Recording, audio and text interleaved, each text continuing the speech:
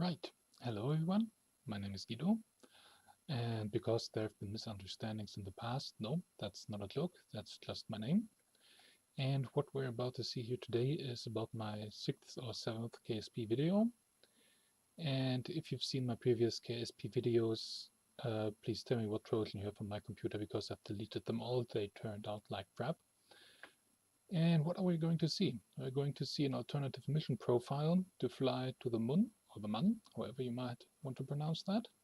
As you know, the pink skins, when they went to their moon, they built the biggest rocket they'd ever built and piled their command module, service module, lunar module with a sense stage on top of that and launched it all at once. And I'm not going to do that. I'm going to do it with less rocket. The RSB stock Saturn V in the game is about 1,000 tons, slightly under 1,000 tons. And I'm going to do it instead of with one big rocket with two smaller rockets. This is the first one, the lighter one. It's, as we can see, 443 tons and change.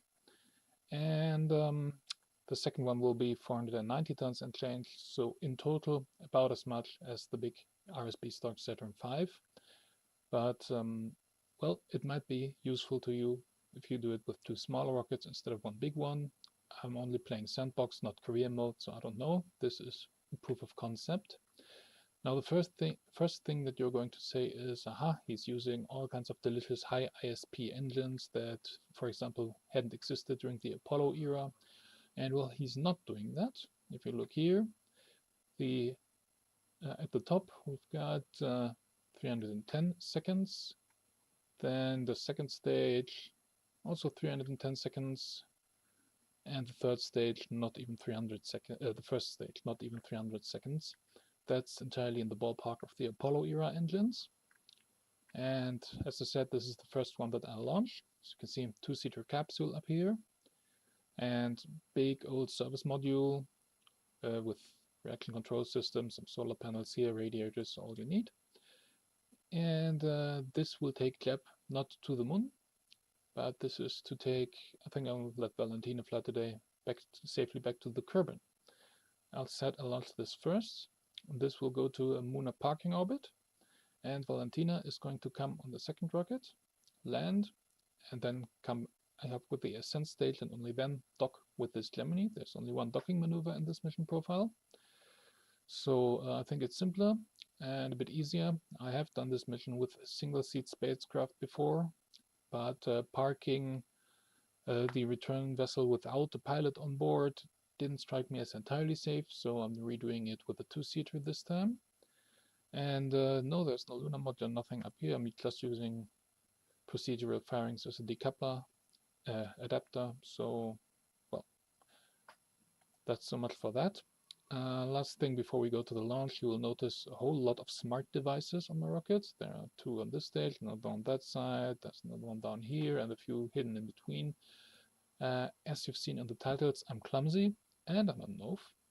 And clumsy is not something that you do with your hands. No, clumsy is a state of mind.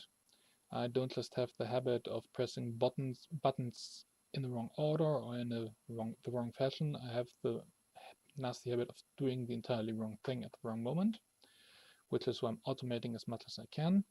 During the launch, I'll be using gravity to turn an astrogator, for instance, and I think it's close enough to reality for me, because if this was real space program, my pilots would be qualified and competent, unlike me. So here we go.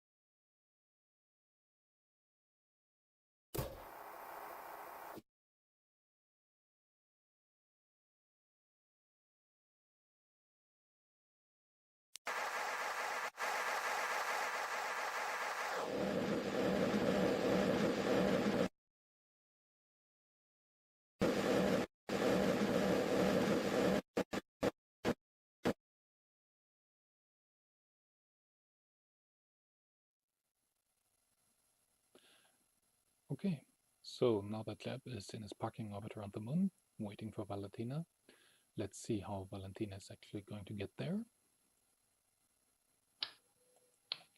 This craft obviously has the fairly standard landing craft layout with the descent stage with the legs on it and the ascent stage with everything else on it.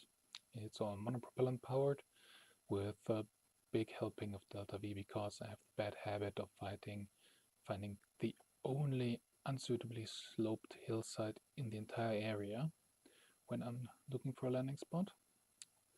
So, what will have caught your eye first would, I expect, be the Rube Goldberg device of a launch escape system. This works. The problem is that there are stuff I have to get away immediately in case there's an abort on the pad. And on the other hand, there's stuff I want to get rid of if I don't abort on the pad. So what would happen if I hit abort is down here, the decoupler decouples. Here, these explosive bolts that are holding onto the solar panels explosive bolt the solar panels away. Firing is jettison at the same moment also. The big tower up here fires, and once that's done firing, this stack mounted decoupler decouples. These two get this whole mess up here clean away from the whole mess down here. Then the drogue clutes do the drogue clute thing, and the stack mounted clute does the stack mounted clute thing. It's all on timers. I've tried it out. It works. I'm rather chuffed with it. And I've had to put a lot of effort and thought into coming up with this whole design. And as you can see, it's also obviously entirely and utterly useless. If you don't see that, ask yourself, well, he can abort on the pad, but what would he do if he had to abort once he's in orbit? There isn't exactly a lot of heat shield. So if I had to abort once I'm out of Kerbin's atmosphere, the only way to do that would be to wait and to get Gleb and his vessel out of parking orbit for an unexpected and unrehearsed rendezvous and docking, which is not the best idea ever. So I had to start all over again, and we're going to take a look at that once we're in flight. See you on the launch pad.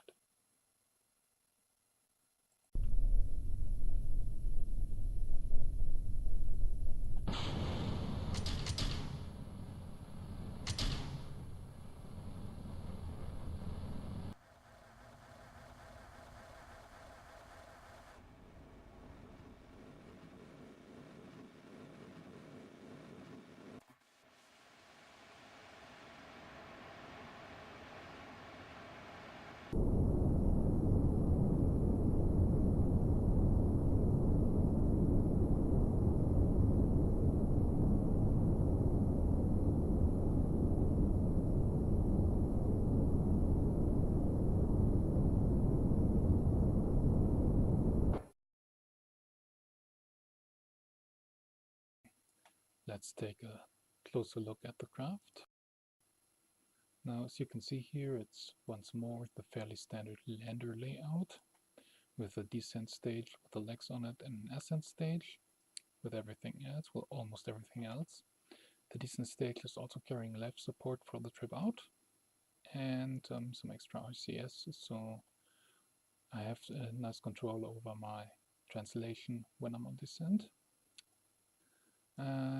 The ascent stage, the toroidal tank that I've used on the earlier design also is so that most of the fuel will be in more or less the same plane, so that the dry center of mass and the full center of mass and consequently the average center of mass will all be as close together as possible, which makes RCS placement for good use much simpler. For accurate use, I mean. What else do we have here? There's a decoupler, obviously. What you can't see right now is the big old reaction wheel in the center here. Yes, there's a reaction wheel in the capsule, but I'm of the conviction that you can never have enough reaction wheel. Not for maneuvering in the vacuum of space anyway. In the atmosphere of Kerbin, I prefer control surfaces, which is why this craft, like the craft that Gleb is already in a lunar orbit with, has these little grid fins here. Those have a high temperature tolerance, and I don't like having no attitude control during re-entry.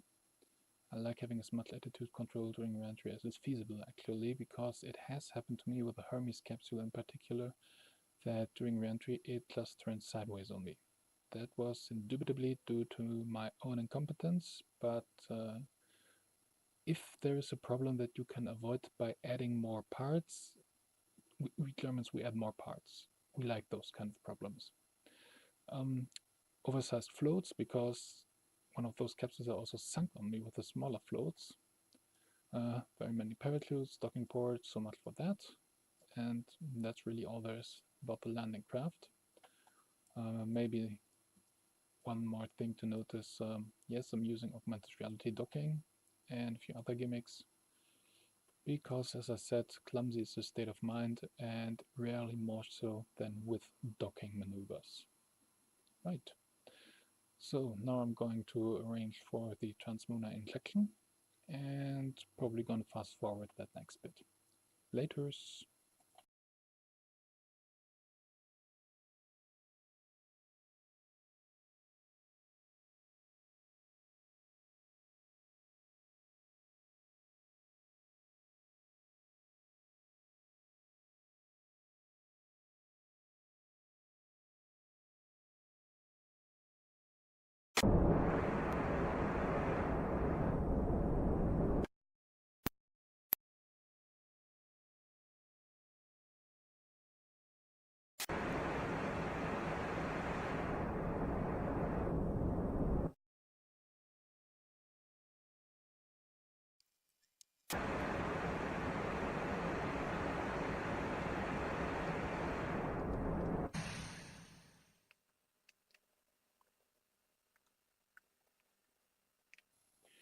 Okay, I had to load from quick save there because I messed up the descent, even though I have vertical speed velocity control and the landing aid.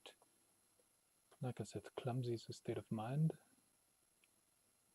so we're not gonna need that. Oh, before I dump the second stage, behold, plenty of fuel left. Way more delta V than I'd need for the descent, for instance.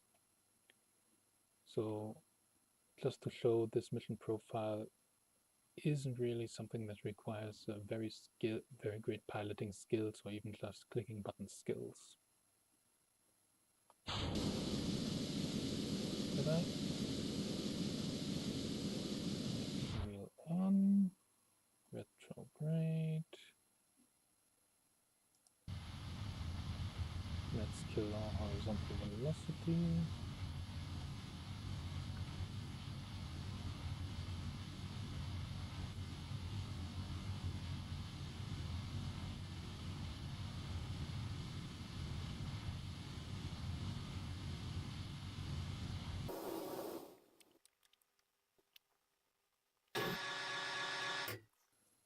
Right, basically all I've got to do now is wait and not dial up the time warp way too far and crash into the ground. Not that that's something that I've just done and had to revert to quick save because of. Pity the thought, who would do such a silly thing? Well, me. Okay, so we're on descent.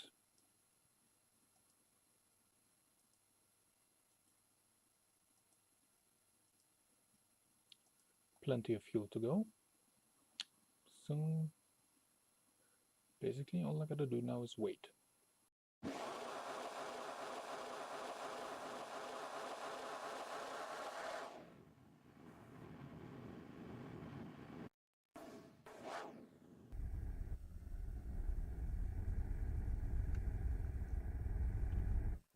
So here we are. Contact, engine shutdown.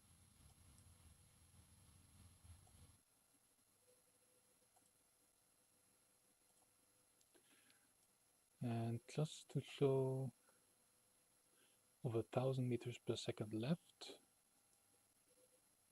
Quite a bit of in the descent stage even. Could have spent quite some time hovering around looking for a landing site. So that worked out swimmingly. Now Valentina's go do her little EVA and then we're going to see whether we can get her off of that rock again.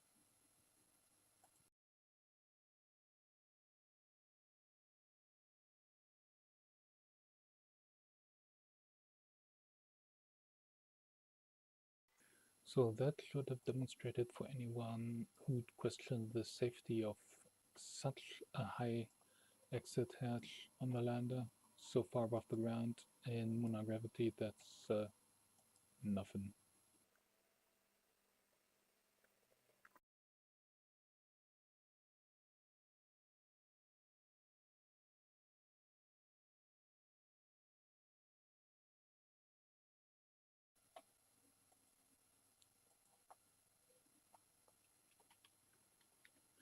Now you may have seen those weird numerals or numerals like this in my ship names. That's just how we notate the date in Germany, kinda. It's day, month, year. The reverse of the international recommended year, month, date. And why one would do month, day, year, I can't figure out.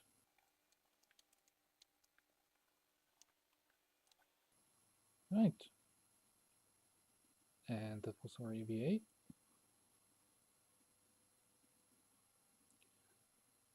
So let's look at getting her off of this rock, like I said. First we're going to turn the reaction wheels off and make sure...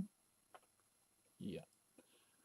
Because what I'm going to do to get off of this rock is first I'm going to set Jeb's little ship here as the target. And then, instead of just launching and ending up with an orbit at the bizarre inclination that requires oodles of delta V to fix, I'm going to wait till he's about here, and then I'm going to set target, follow that, and often enough I don't even have to spend any more time making it coplanar.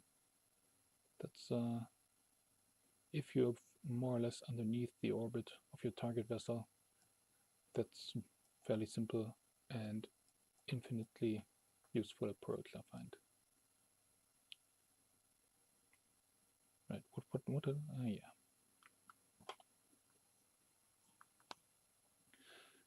Thing one has to watch out for here is that the target vessel isn't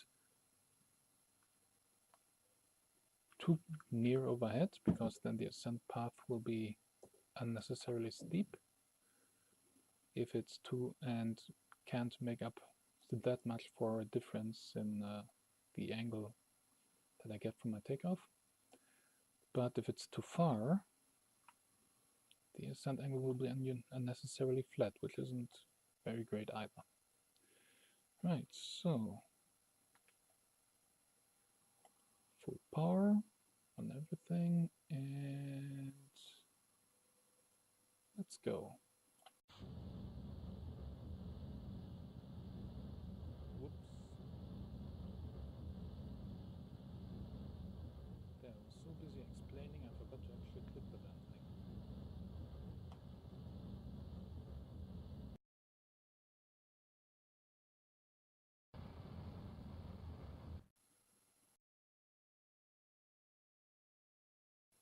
There, rendezvous on the orbital insertion. How cool is that?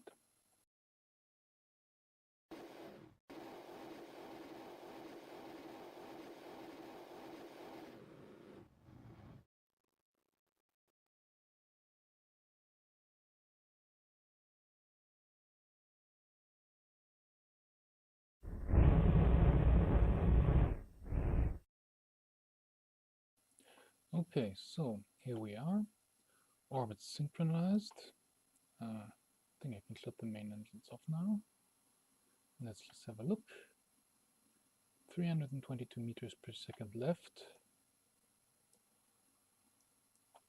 for just over 500 meters. So, and the docking. So that worked out nice.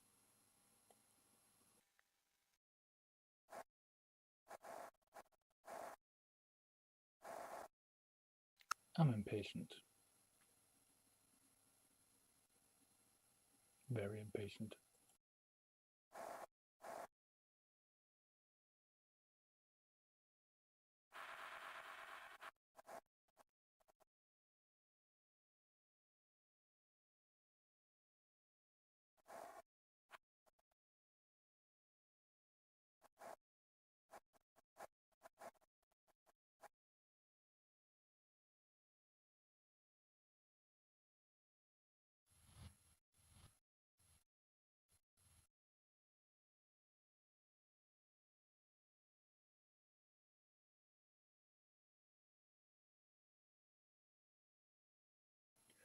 So, there you have it.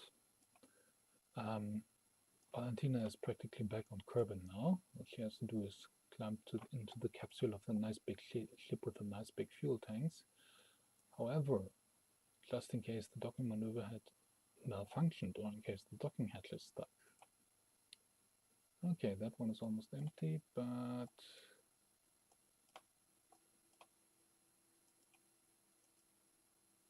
there, still got a good chunk left. Of course, that's not going to tell us much right now, but we're going to have a look at the remaining Delta V after when we jettison the ascent stage.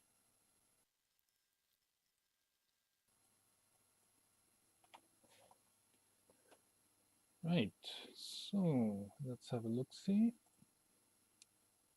290 meters per second left. After the whole synchronizing orbits business, and let's just have a look out of sheer curiosity what Astrogate has to say. 258. Yeah. Okay, Valentina isn't on board, so it's a little bit lighter, but if I hadn't done the whole synchronizing orbit business, could have flown straight back to Kerbin, done it as a direct ascent mission. So I might do that in a later video though. However, right now we gotta put the ascent stage somewhere where it won't get in the way.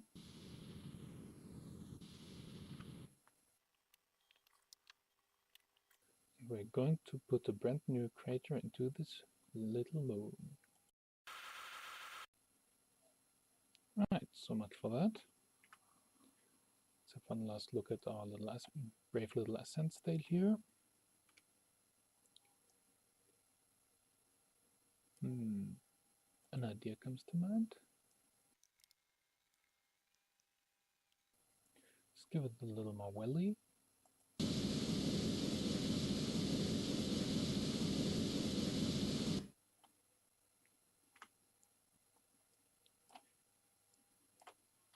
Nice steep descent into an area that's already pockmarked with craters, so not gonna do any damage anyone will mind. So let's get these two back to Kerbin.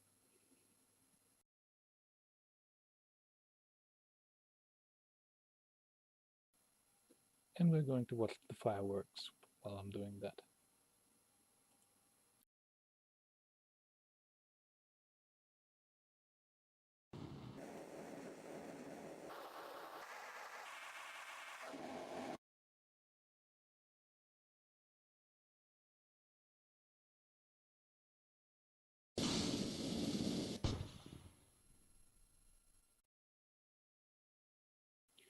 Now, just in case you're wondering why I'm making the effort of dumping the service module sideways, I have had the misfortune, certainly entirely due to my own incompetence, of bumping into my service module upon re-entry, which was no fun.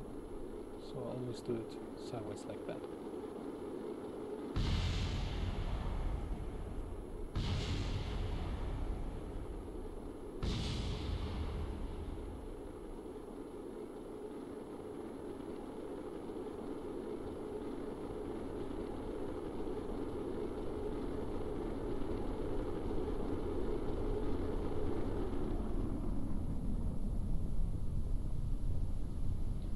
That was a bit high on the G-force. Could have done that better, but those are a tough bunch.